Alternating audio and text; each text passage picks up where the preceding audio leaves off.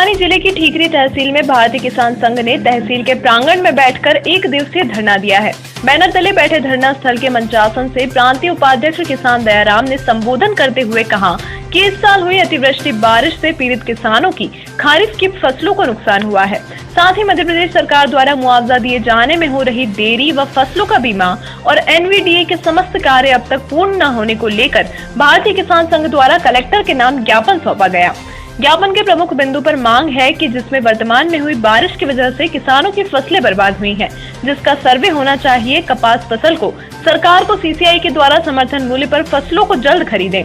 मक्का के पंजीयन के साथ 1860 रुपए प्रति क्विंटल में खरीदी होना चाहिए।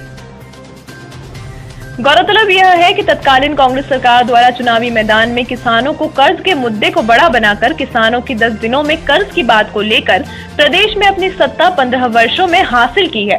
लेकिन कुछ किसानों का कर्ज माफ हुआ है, लेकिन कुछ किसानों को प्रमाण पत्र वितरित किए गए थे। राजनीतिक सत्ता की होड़ में डूबती हुई सत्ता की गलियारों में किसान हर बार चुनावी मैदान का मुद्दा बन जाता है। वहीं ठीकरी तहसीलदार राजेश कोचले के द्वारा धरने स्थल पर पहुंचकर 1 घंटे से ज्यादा तक जमीन पर बैठकर किसानों से रूबरू चर्चा कर समस्याएं सुनी गई और कुछ समस्याओं का निराकरण के आश्वासन भी दिए गए।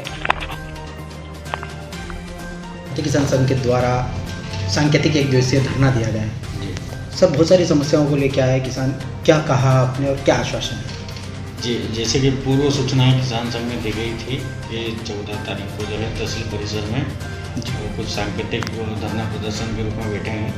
तो आज उनके द्वारा जो है धरना देके ज्ञापन भी दिया गया। तो ज्ञापन में उन्होंने फसल नुकसानी की प्लस बीमे की, तो मक्का पंजीयन, कपास पंजीयन, फसल नुकसानी, एनवीडीए के जो अधूरे काम है, नहर निर्माण वगैरह, इन सब को लेके जो है ज्ञापन जो है कलेक्टर के नाम दिया है। वो ज्ञापन के समस्त बिंदुओं पे हमने बिंदुवार वहाँ बैठ के किसानों के बीच जमीन पे बैठ के चर्चा भी की और काफ़ी समस्याओं का हमने जो मेरे स्तर की थी निराकरण करने वाली, उनका हमने आश्वासन दिया है और उनको समस्याओं में निराकरण करने का जो है आश्वासन दिया है।